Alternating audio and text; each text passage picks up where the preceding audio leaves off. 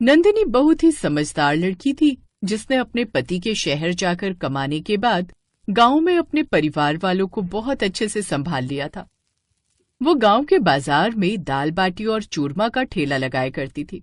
ऐसे ही आज भी वो गांव के बाजार में ठेला लगाकर खड़ी हुई थी। दाल बाटी चूरमा खाओ, आओ आओ, नंदिनी का स्पेशल दाल बाटी चूरमा खाओ, 50 रुपए प्लेट, 50 रुपए प्लेट।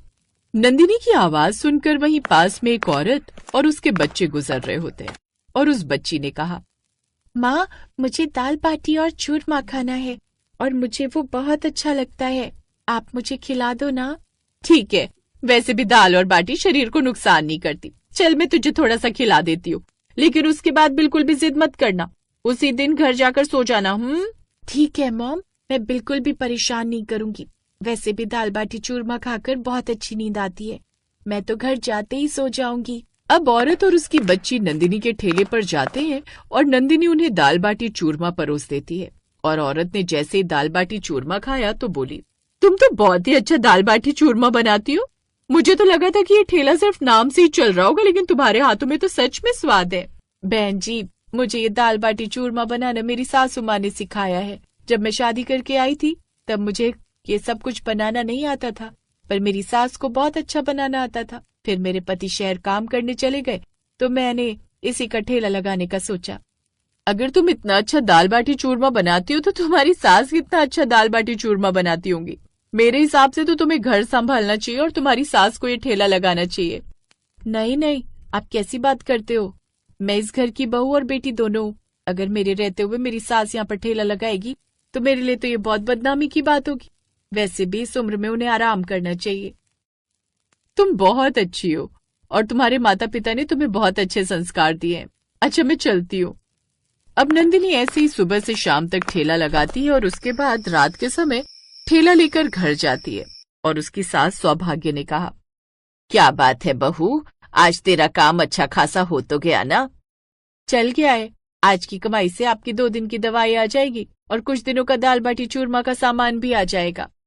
अच्छा बहू, तो अब मैं तेरे लिए खाना लगा देती हूँ। तू बहुत ज्यादा थक गई होगी ना, सारा दिन ठंड में दाल बाटी चूरमा का ठेला लगाकर खड़े हुए।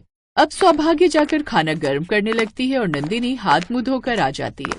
दोनों सास बहू एक दूसरे का सहारा थी और एक दूसरे के साथ रहा करती थी। ऐसे ही खाना खाने के बाद जैसे ही नंदिनी अपनी थाली उठाकर उठने लगती है कि तभी उसे चक्कर आता है और वो गिर जाती है। और सौभाग्य उसे छूकर देखती है तो कहती है, अरे ये क्या, बहू को तो तेज बुखार है। इस समय तो कोई डॉक्टर की दुकान भी नहीं खुली होगी, मैं क्या करूं? सौभाग्य को कुछ भी समझ में नहीं आता और वो बहू को बिस्तर पर लिटा देती है। पूरी रात सौभाग्य अपनी बहू की सेवा करती है। सुबह नंदिनी का बुखार थोड़ा उतर जाता है और उसने कहा, माँ जी, अब मुझे थोड़ा आराम लग रहा है। आप पूरी रात मेरी सेवा करती रही, अब आप आराम कर लीजिए। मैं ठेला लगाने के लिए जा रही हूँ, मैं उसकी तैयारी कर लेती हूँ। नहीं नंदिनी बहू, अभी तुझे इतना आराम नहीं हुआ है कि तू ठेला लगाने के लिए जा पाएगी। तू आराम कर, आज ठेला लगाने के लिए मैं जाऊंगी। माँ जी, वहाँ पर सारा दिन वहाँ खड़े रहना पड़ता है और बहुत मेहनत होती है। धीरे धीरे ठंड भी बढ़ रही है। अगर आप ठेला लगाने जाएंगी तो आपकी तबीयत खराब हो जाएगी और मैं ये नहीं देख सकती। भूल मत बहू, तुझे तो इस घर में आने से पहले चूल्हा भी नहीं जलाना आता था। तुझे सब कुछ मैंने सिखाया है, मैं सबको संभाल सकती हूँ। सौभाग्य जिद करती है और नंदिनी उसे मना नहीं कर पाती। इसके बाद अब सौभाग्य खुद ही ठेला लगाने के लिए चली जाती है। वहां पर कई सारे लोगों की भीड़ देखती है और कहती है, यहाँ पर तो बहुत सारे लोग हैं बाजार के अंदर, लेकिन कोई भी दाल बाटी चूरमा खाने के लिए आ नहीं रहा। ना जाने नंदिनी रोज यहाँ पर ठेला लगाकर कैसे मेरा पेट पालती थी। मेरी दाल बाटी चूरमा बेचने वाली बहू ने तो बहुत मेहनत की है। सौभाग्य ने सोच लिया था कि अब वो भी ग्राहकों को अपनी तरफ आकर्षित करने की पूरी कोशिश करेगी और उसने अपने ठेले पर खड़े होकर आवाज लगाई, आओ आओ, दाल बाटी चूरमा खाओ और दाल बाटी चूरमा खाओ, 50 रुपए प्लेट, 50 रुपए प्लेट, मत करो लेट, 50 रुपए प्लेट।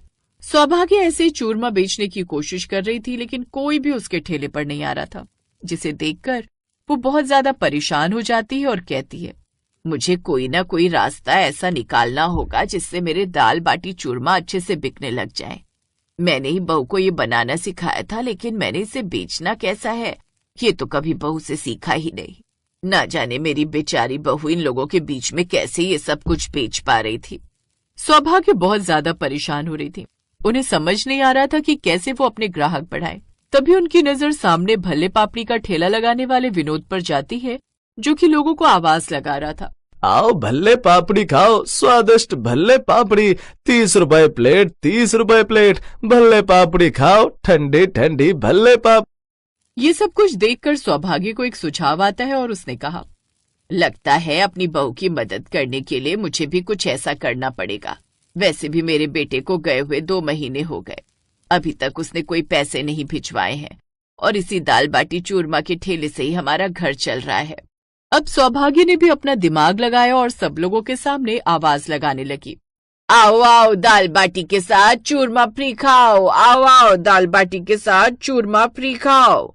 और उसके बाद 2 औरतें उसके पास आकर कहती हैं, अरे बहन, ये क्या बोल रही हो? दाल बाटी के साथ में चूरमा मुफ्त में खिला रही हो? ये तो बहुत अच्छा मौका है, मुफ्त की चीज किसको बुरी लगती है। चल बहन, 50 की तो है, दाल बाटी खा लेते हैं। हाँ हाँ बहन जी, मैं आप दोनों के लिए अभी गर्मा गर्म दाल और बाटी लगा देती हूँ, फिर आपको चूरमा भी मुफ्त में दूंगी। दोनों औरतें ये सुनकर बहुत ज्यादा खुश हो जाती हैं, क्योंकि वो औरतें इस बात से अनजान थी कि वैसे ही वो 50 रुपए में दाल बाटी चूरमा बेचा करती थी। लेकिन जैसे ही उसने बीच में एक मुफ्त शब्द का इस्तेमाल किया, अचानक ही उसके ठेले पर आने वाले ग्राहकों की संख्या दुगनी हो गई। और ये सब कुछ देख रहे विनोद ने कहा, क्या बात है, आज तो नंदिनी बेटी की सास बहुत अच्छा काम कर रही है और उसने बहुत अच्छा दिमाग लगाया। मुझे खुशी है कि अब कम से कम नंदिनी बेटी को ज्यादा परेशान नहीं होना पड़ेगा और उसकी सास भी उसकी मदद करवाएगी। विनोद बिल्कुल भी नंदिनी से ईर्ष्या नहीं रखता था और वहीं सौभाग्य के ठेले पर ग्राहक बढ़ते जा रहे थे। नंदिनी अपने घर में बैठकर परेशान हो रही थी और उसने खुद से कहा, अब तो मेरे बुखार में भी आराम है, एक बार जाकर माँ जी को देखकर आना चाहिए कि माँ जी कैसी हैं। वैसे भी माँ जी अकेली परेशान हो रही होंगी। ठेले पर ज्यादा ग्राहक तो आते भी नहीं है, लेकिन खड़े खड़े उनके पैरों में दर्द हो रहा होगा। कम से कम उनके लिए टेबल लेकर चली जाती हूँ। अब नंदिनी अपने घर में झोपड़ी के अंदर रखा हुआ टूटा फूटा स्टूल उठाती है और उस ठेले की तरफ लेकर जाने लगती है। लेकिन जैसे ही वहां जाती है तो देखकर हैरान हो जाती है कि वहां पर दाल बाटी चूरमा खाने के लिए लोगों की भीड़ लगी हुई थी। और तभी नंदिनी अपनी सास को आवाज लगाते हुए सुनती है, आओ आओ दाल बाटी के साथ चूरमा मुफ्त खाओ, आओ आओ दाल बाटी के साथ चूरमा मुफ्त खाओ, 50 रुपए प्लेट, 50 रुपए प्लेट, मत करो लेट, 50 रुपए प्लेट।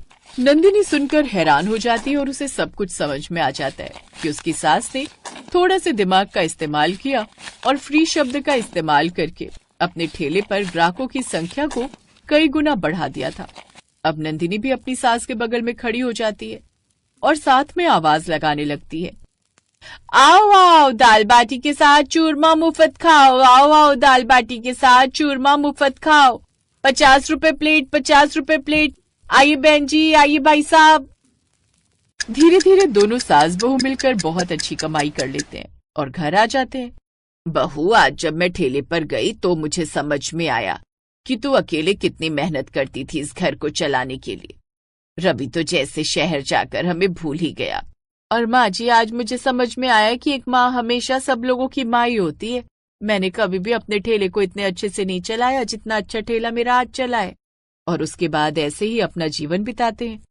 6 महीने के बाद रवि भी अच्छे खासे पैसे कमाकर वापस आ जाता है और सब मिलजुल कर खाने पीने और खुश रहने लगते हैं।